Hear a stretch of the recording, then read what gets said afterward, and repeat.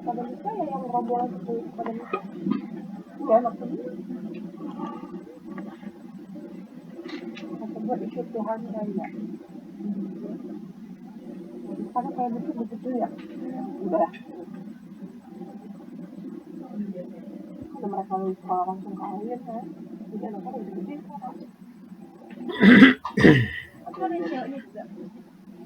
Baik, kita mulai aja. Bismillahirrahmanirrahim. Assalamualaikum warahmatullahi wabarakatuh. Innal hamdalillah nahmaduhu wa nasta'inuhu wa nastaghfiruh wa na'udzu billahi min syururi anfusina wa min sayyiati a'malina. May yahdihillahu fala mudilla lahu wa may yudlilhu fala hadiyalah. Asyhadu an la ilaha illallah wahdahu la syarika lahu wa asyhadu anna Muhammadan 'abduhu wa rasuluhu la nabiyya ba'dah. Allahumma shalli wa sallim ala sayyidina Muhammadin wa ala ali sayyidina Muhammad. وقال الله تعالى في كتابه الكريم أعوذ بالله من الشيطان الرجيم بسم الله الرحمن الرحيم اقرأ باسم ربك الذي خلق خلق الإنسان من علق اقرأ وربك الأكرم الذي علم بالقلم علم الإنسان ما لم يعلم Sadaqallahul azim wa sadaqa rasuluhun nabiyul habibul karim wa nahnu ala dzalika minasyahidin wa syakirin walhamdulillahi rabbil alamin amma ba'd. Alhamdulillah, segala puja dan puji bagi Allah Subhanahu wa taala yang telah memberikan nikmat karunia kepada kita sekalian sehingga pada siang hari ini kita bisa sama-sama berkumpul di ruang virtual ini. Mudah-mudahan pertemuan perkumpulan kita ini akan menempatkan berkat rahmat ridho dari Allah Subhanahu wa taala dan akan Allah tambahkan untuk kita ilmu-ilmu yang bermanfaat untuk kehidupan di dunia dan di akhirat. Salawat serta salam semoga selalu tercurah limpahkan kepada Nabi besar Muhammad SAW, kepada para keluarganya, para sahabatnya, dan para pengikutnya yang setia hingga akhir zaman. Dan mudah-mudahan kita semuanya akan termasuk di dalam golongan pengikut Rasulullah SAW sehingga berhak untuk mendapatkan syafaatnya di hari kiamat kelak. Mari sama-sama kita mulai pertemuan pada siang hari ini dengan membaca basmalah. Bismillahirrahmanirrahim. Alhamdulillah, pada pertemuan-pertemuan yang lalu kita sudah mulai membahas tentang beberapa hikmah dari surat Al-Alaq, diantaranya bahwa kondisi kita adalah kondisi yang diwajibkan oleh Allah Subhanahu wa taala untuk bisa membaca, sehingga ketika kita berada di dalam kondisi yang tidak bisa membaca, kita diwajibkan untuk berusaha belajar agar kita bisa membaca. Dan kemarin kita sudah melihat hikmah-hikmah diantaranya bahwa di dalam kita belajar atau berupaya untuk menjadi orang yang mampu membaca itu harus dengan keikhlasan. Karena dengan keikhlasan ini kita akan memperoleh buah yang sangat manis berupa ilmu yang bermanfaat atau sesuatu lainnya yang bermanfaat buat kehidupan kita di dunia dan di akhirat. Dan kemarin juga kita sudah mulai belajar bahwa untuk belajar membaca dan untuk membaca itu dimulai dengan hal-hal yang mudah, yang dekat dengan kebutuhan keseharian kita. Tidak perlu langsung meloncat kepada hal-hal yang rumit, yang sulit, yang berat, yang barangkali malah akan membuat kita putus asa di dalam prosesnya. Nah, kita akan melanjutkan pengembaraan kita di bahasan berikutnya, yaitu sesudah kita memahami bahwa ada kewajiban untuk bisa membaca, terus ada tuntunan bagaimana cara membacanya, maka ada bagian tentang bacaannya. Ya, yang sudah kita pahami adalah banyak para mufasir menjelaskan bahwa yang disebutkan bacaannya, yang patut, yang harus, yang wajib dibaca itu di dalam dua golongan. Yang pertama adalah yang disebut sebagai Al-Quran. Ini kalamullah yang bukan sekedar bacaan, tapi juga merupakan hudan, petunjuk, furqan, yang memisahkan antara yang hak dan yang batil, bayyinah, penjelasan. Dia juga sebagai syifa, sebagai obat, sebagai penyembuh. Dan ini adalah sesuatu yang seharusnya ada di depan kita, yang menjadi pedoman, yang menjadi penuntun arah di dalam kehidupan kita, dan bukan disimpan di belakang. Bukan di belakang kita aja, maksudnya disimpan di dalam lemari, disimpan di tas, segala macam, tanpa pernah dibuka, tanpa pernah dibaca. Jangankan dibaca, di buku aja nggak pernah. Jangankan dibuka, dipegang aja nggak pernah. Jangankan dipegang, ditengok aja waktu di lemari itu nggak pernah. Nah itu naudzubillah. Kadang-kadang kita seperti itu gitu. Ketika kita mungkin sedang terhanyut di dalam kehidupan dunia, di dalam kesenangan yang kadang-kadang membuat kita lupa akan segalanya, lupa terhadap Al-Quran yang seharusnya kita baca. Ini sepanjang waktu akan kita selipkan pembicaraannya di sana sini dan tidak akan kita perpanjang atau tidak akan kita bahas dalam satu pembahasan saja. Ini nggak mungkin akan dibahas dalam satu pembahasan yang tuntas untuk dia. Jadi nanti sedikit demi sedikit akan kita bahas di dalam pertemuan-pertemuan berikutnya. Nah, yang kedua adalah kategori tentang bacaan berupa ayat-ayat kauniyah yang disebutkan sebagai semua yang ada di alam semesta ini. Kalau kita merunut di dalam surat Al-Alaq ini, di dalam ayat keduanya, kedua apa ketiga? Iqra bismi rabbikal ladzi khalaq, khalaqal insana min ayat kedua. Jadi ketika Allah menyatakan Allah menciptakan manusia dari alaq, jadi menjelaskan kepada manusia, menyatakan kepada manusia tentang penciptaan manusia itu sendiri. Nah, ini yang ada di dalam alam semesta ya, salah satunya adalah penciptaan diri kita sendiri yang mesti kita baca. Jadi mesti kita pahami, mesti kita lihat, kita pahami, dan kemudian kita bisa mengambil banyak pelajaran dari situ. Ada banyak hikmahnya. Yaitu kalau dibilang di dalam ayat ini diciptakannya dari alaq, di ayat lain juga diciptakannya dari air yang memancar, di ayat lain lagi ada yang dibilang dari tanah. Nah, itu semuanya sebenarnya menunjukkan adanya satu proses, menunjukkan adanya perjalanan, menunjukkan adanya bukan satu waktu atau satu masa atau satu kejadian yang langsung menghasilkan manusia. Nah, emang Allah nggak mampu apa? Kan Allah Maha Kuasa. Oh ya mampu, Allah Maha Kuasa, betul. Kan kalau Allah bilang pun, mayakun. Allah bilang jadi, ya jadi gitu. Dengan ataupun tanpa proses nggak jadi masalah gitu. Pokoknya asal udah Allah bilang jadi, ya jadi gitu. Pasti akan terwujud, pasti akan terjadi gitu.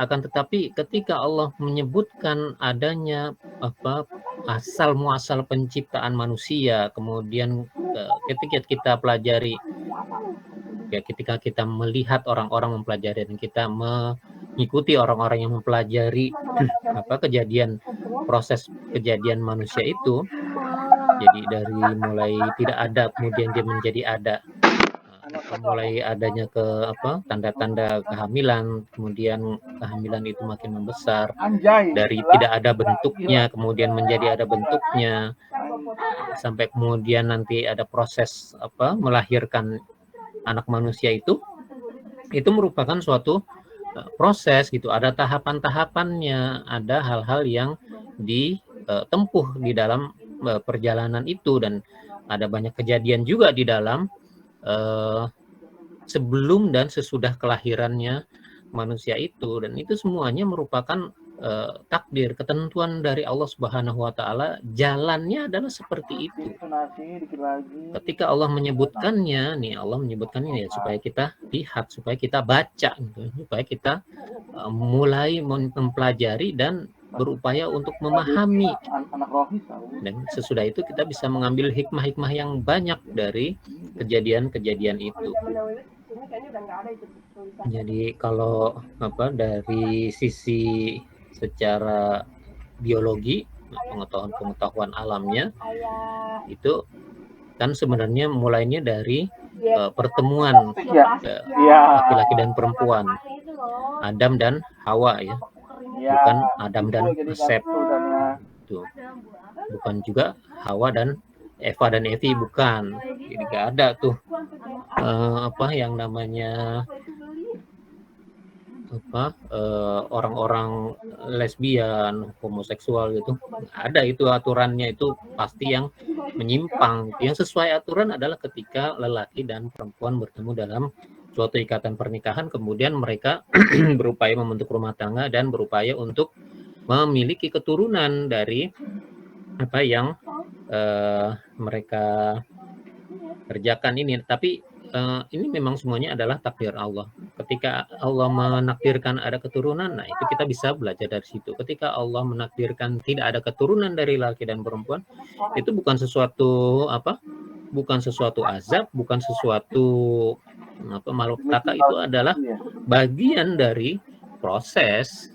Kenapa ya? Karena memang Allah yang tentukan, takdirnya itu dari Allah. Ini dari mulai ini, sebelum adanya aja kita udah bisa mulai belajar. Ketika Allah menentukan, oh yang pasangan ini akan anaknya banyak gitu, yang pasangan ini anaknya ya cukuplah satu orang aja gitu, pasangan yang ini ditakdirkan Allah tidak ada keturunannya, itu udah belajar takdir, itu udah belajar sesuatu yang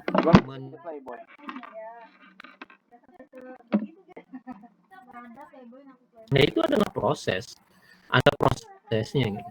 Ketika Allah memperlihatkan ada proses yang terjadinya, kok cepet banget sih, perasaan baru kemarin melahirkan ini udah hamil lagi gitu misalnya.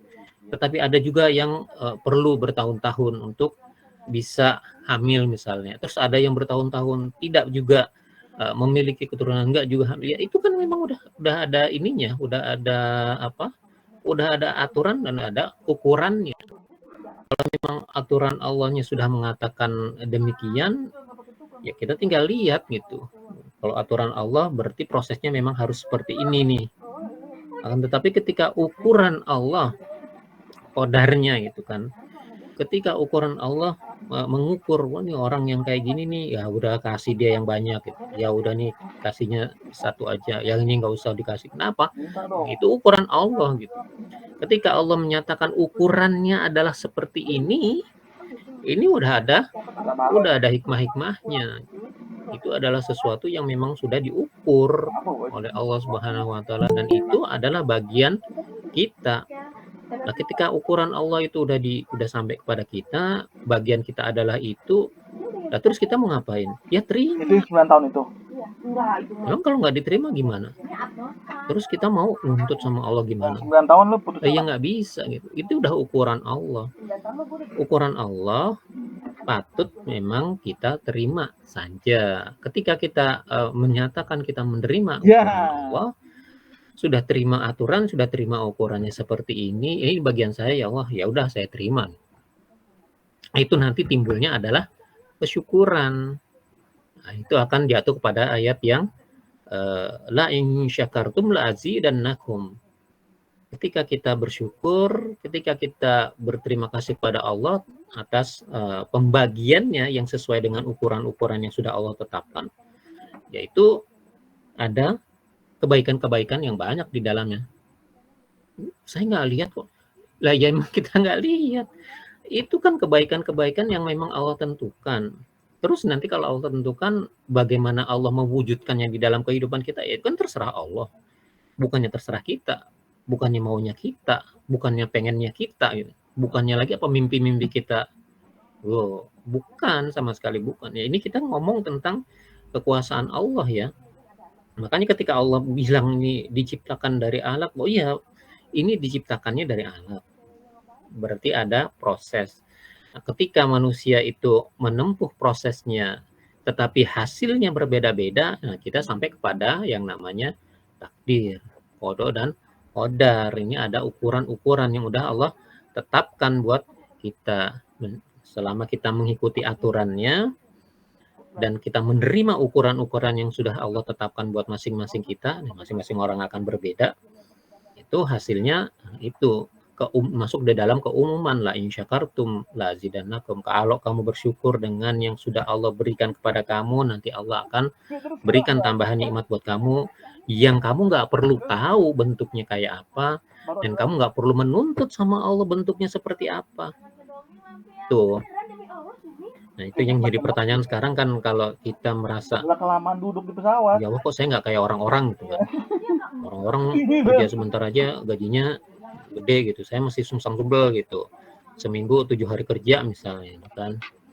Ya lihat aja gitu. Kita seminggu 7 hari kerja, orang-orang cuman 5 hari kerja akan, tapi ketika orang 5 hari kerja kita dengan kita 7 hari kerja, kalau dihitung uangnya, duitnya kita lebih sedikit daripada yang orang-orang lain yang kerjanya lebih cuman sebentar, ya dilihat kemanfaatannya. Nah, kalau orang bahasanya Pak Ustadz kan lihat keberkahannya gitu. Kita kerja aja itu udah berkah ya, iya kan banyak pahalanya. Orang kita kerja ikhlas karena Allah dan kerjaannya juga memang kerjaan yang benar, itu kan akan dapat pahala. Ada beberapa dosa yang tidak bisa dihapus dengan berbagai macam amalan kecuali dengan bekerja keras seperti itu. Nah, insya Allah bersih, bebas dari dosa tuh kalau yang kayak begitu tuh. Dan lebih banyak akan mendulang pahala. Orang lain mendulang pahala cuma 5 hari, kita misalnya 7 hari. Banyakan mana pahalanya? Ya banyakan yang 7 hari lah. Nah, kalau dengan demikian kita memikirnya gitu, terus kita masih menuntut, tapi kan cuma pahala doang ya Allah, saya pengennya duit gitu. Nah, ya ini sekarang kita balik kepada ukuran-ukuran yang udah Allah berikan. Ya Allah kan ngasih pakai ukuran gitu, dan ukuran ini bukan ukuran kita, ukuran Allah. Ingat kisah sahabat Nabi dulu yang minta supaya dia didoain jadi kaya. Beneran didoain jadi kaya, tapi begitu dia kaya, apa yang terjadi? Dia bermaksiat, dalam artian udah jarang makan, nggak pernah sholat jamaah, giliran disuruh zakat dia menolak, nggak mau zakat, ini ditolak itu semuanya, taubatnya, sampai ketika khalifah, dia masih hidup zamannya khalifah, dimintai pertolongan para khalifah nggak bisa. Waktu zaman Nabi, waktu Rasul ada kamu disuruh ini itu pada nggak mau, giliran sekarang Nabi udah nggak ada, ya, saya ini siapa? Itu kan. Jadi ini permasalahannya, ketika kita mengukur sesuatu itu dengan ukuran kita, itu sangat berbahaya. Tapi kita begitu kita mengakui bahwa ukuran-ukuran yang mutlak itu adalah ukuran-ukuran dari Allah, ini adalah takdir Allah, kita bersyukur di atasnya. Nah ini yang akan memberikan tambahan karunia buat kita. Pahala insya Allah udah pasti. Ketika ada kemudahan-kemudahan yang lainnya yang kadang kita nggak tahu gitu. Kadang kita nggak tahu. Kadang orang lain yang justru ngelihat, orang kok ada urusan-urusan, giliran saya ribet banget, 2-3 hari nggak selesai, dia cuma 1-2 jam selesai gitu. Atau ada orang yang terhindar dari kecelakaan gitu kan, wah luar biasa gitu, dia lewat di depan kereta gitu, tapi nggak apa-apa gitu, ya keretanya lagi berhenti gitu misalnya, bukan begitu maksudnya, ya pokoknya dia terhindar dari kecelakaan.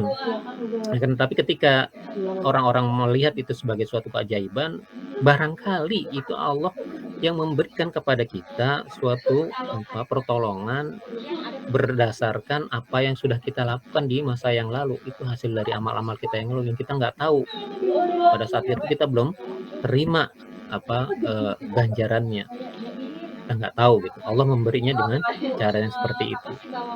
Kita lama banget nggak sakit-sakit gitu kan, sementara orang udah bolak-balik masuk rumah sakit nih, pulang pergi gitu kan, berobat mulu urusannya, kita sehat-sehat aja tuh alhamdulillah. Barangkali itu yang Allah berikan buat kita, itu kan ukuran gitu, ukuran Allah. Jadi sebelum kita sampai pada proses, kita udah terima dulu nih, ada hikmah tentang ukuran dari Allah Subhanahu wa Ta'ala tentang takdir gitu. Makanya ketika Allah menyatakan menjadikan manusia dari alam, tidak setiap proses yang dilakukan itu akan menjadi. akan berhasil. Kalau orang-orang yang motivator itu bilangnya malah lebih jauh dari itu tuh sebelumnya gitu. Ketika kamu lahir tuh, kamu ini adalah pemenang. Kamu orang yang istimewa.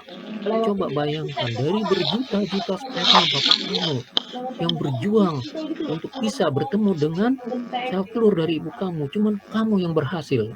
Ya, itu motivator akan bilang begitu gitu apa. Tapi kalau kita berbicara di sini, kita akan bilang ini adalah ukuran dari Allah. Allah yang sudah mentakdirkan bahwa di antara sekian juta sperma yang mengandung kita ini yang berhasil untuk kemudian lahir ke dunia. Dan di antara yang berjuta-juta gitu, apakah ada yang semuanya? Ya ada. Gitu. Itu kan memang takdir ukuran Allah. Itu.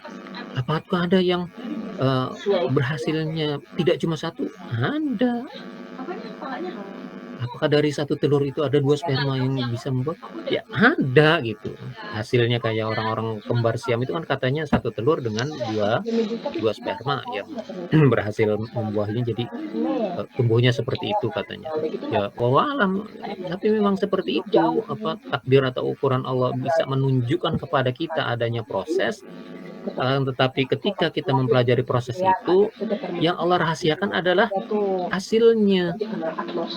Makanya ketika kita belajar tentang penciptaan manusia dari alaknya itu, kita percaya proses, kita percaya ada hasil, akan tetapi bagaimana bentuk hasilnya, seberapa besar atau seberapa kecilnya, atau sampai sekian lamanya, berapa lamanya, atau berapa sebentarnya, kita nggak tahu.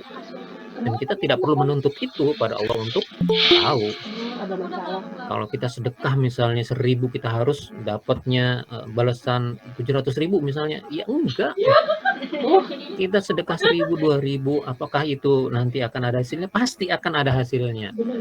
Pasti akan dicatat, pasti akan dapat ganjarannya. Akan tetapi berapa ganjarannya itu terserah Allah. Apa bentuknya ganjarannya terserah Allah.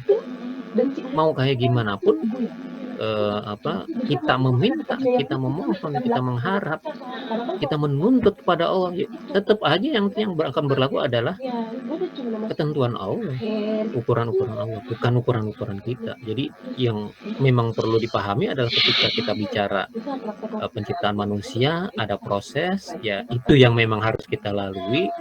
Jalannya adalah seperti itu, ketemu lelaki dengan perempuan, bukan lelaki dengan lelaki atau perempuan dengan perempuan, bertemunya juga dengan jalan yang sudah ditetapkan oleh Allah. Benar itu memang harus lewat situ gitu. Jadi memang jalannya sudah diberikan oleh Allah, ya tinggal dijalanin aja prosesnya. Kemampuan kita untuk menjalani proses sebagaimana yang sudah ditetapkan oleh Allah Subhanahu wa taala dengan penuh keikhlasan, nah itu kan balik lagi tuh. Sama dengan tadi kita kemarin kita bilang cara membacanya, cara kita belajar menempuh proses harus dengan keikhlasan. Itu ikhlas juga harus dengan penuh keyakinan ya. Ikhlas nggak? Ikhlas deh. Itu nggak yakin itu ikhlasnya. Itu kelas separuh ya ikhlas sudah gitu. Tanpa perlu dikatakan pun kita sudah ikhlas gitu, tanpa perlu ditodong gitu, mesti ditanyain lagi ikhlas nggak ini, enggak, ikhlas mah ikhlas aja gitu, nggak usah ya ikhlas deh gitu, ya enggak lah gitu.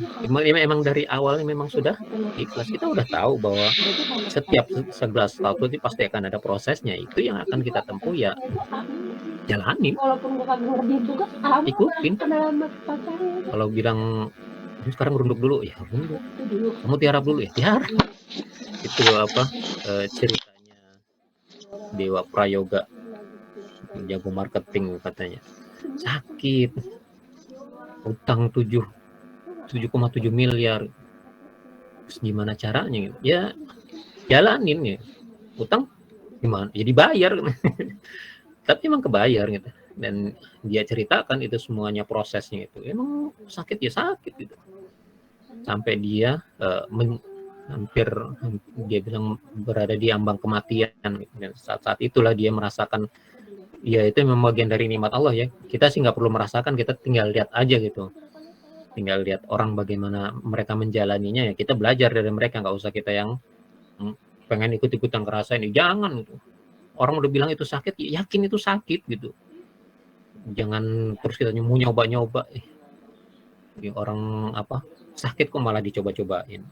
Nggak usah gitu. Kita nggak tinggal itu aja, tinggal belajar. Ambil hikmahnya dari orang yang mengalami, dan itu apa prinsip kita yang mestinya seperti itu. Ada orang yang mengajari kita tentang pengalaman dia, ya terima.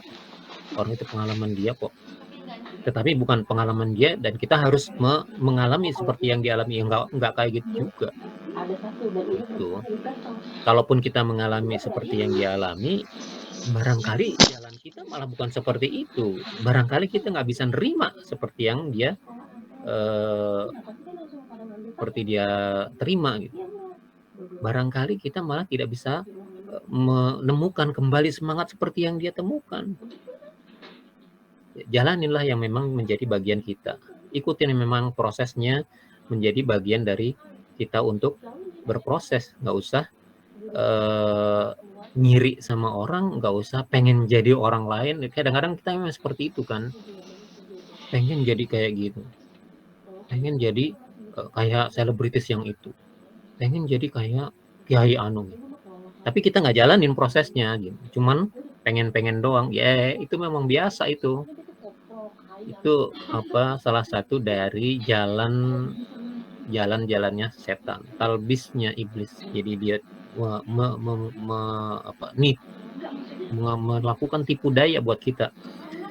Jadi kita berpikir, kok kalau kita ngangan-ngangankan supaya jadi seperti itu, kita bisa jadi seperti itu. Ya iya bisa, tapi dengan jalannya.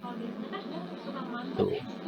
Guru saya yang waktu itu pernah ngajarin saya bagaimana cara berbicara di depan publik, bilang, ya kalau pengen jadi kayak penyiar TV, ya kamu liatin dia belajarnya kayak apa.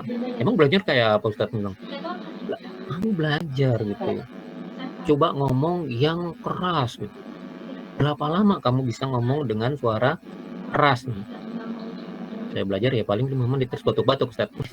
Diketawain sama dia. Saya itu belajarnya itu, saya pergi dulu ke tengah sawah kan. Zaman dulu masih sawah katanya di kampungnya dia. Kemudian di situ dia teriak-teriak, melatih suaranya.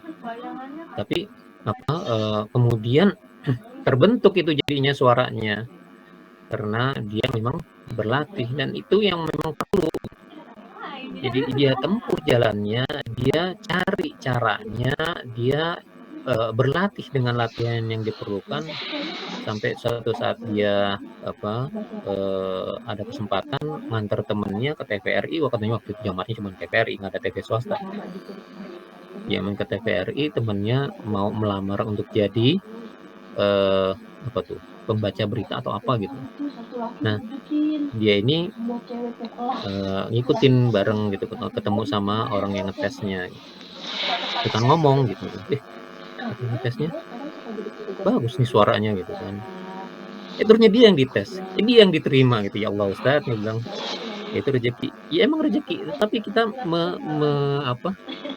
melatih, menyiapkan diri dulu. Nah itu dia tuh, menyiapkan diri dulu supaya kita bisa mendapatkan rezeki yang memang sudah ditentukan oleh Allah Subhanahu wa taala. Itu memang proses seperti itu.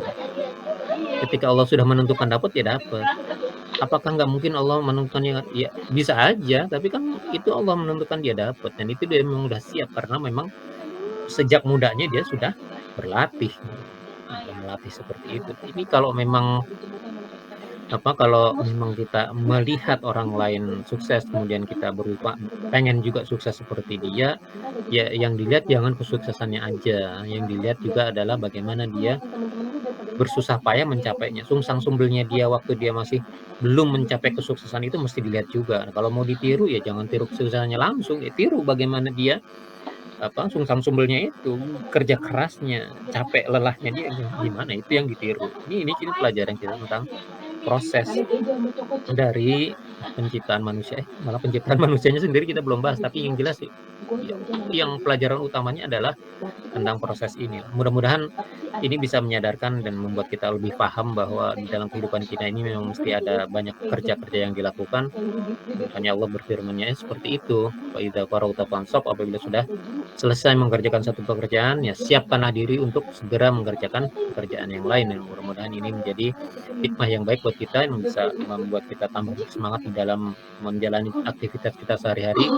Mudah-mudahan Allah meridai kita, tambahkan untuk kita ilmu yang bermanfaat, ditambahkan untuk kita kekuatan dan kesabaran dalam menghadapi permasalahan-permasalahan di dalam kehidupan ini. Ala kulli hal, yang sedikit ini mudah-mudahan bermanfaat. Apabila ada yang benar, maka itu datangnya dari Allah Subhanahu wa taala. Apabila ada yang salah, maka itu datangnya dari saya pribadi. Saya mohon ampun kepada Allah, saya mohon maaf kepada teman-teman semuanya. Mari kita akhiri pertemuan pada siang hari ini dan sama-sama membaca hamdalah. Alhamdulillahirabbil alamin. Kita tutup dengan doa kafaratul majelis. Mudah-mudahan pertemuan kita ini akan menjadi pertemuan yang diberkati, rahmati dan ridha Allah Subhanahu wa taala, dan perpisahan kita akan menjadi perpisahan yang diampuni oleh Allah Subhanahu wa taala. Subhanakallahumma wa bihamdika asyhadu an la ilaha illa anta astaghfiruka wa atubu ilaik. Saya cukupkan dulu. Wassalamualaikum warahmatullahi wabarakatuh. Waalaikumsalam warahmatullahi wabarakatuh.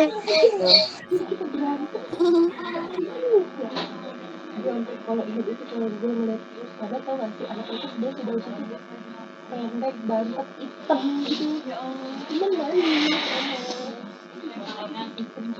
Kalau ingat lagi kalau sekali kemarin ada acara kita tadi ya, terus dia masih aja itu habis udah dicari sama anak-anak lain.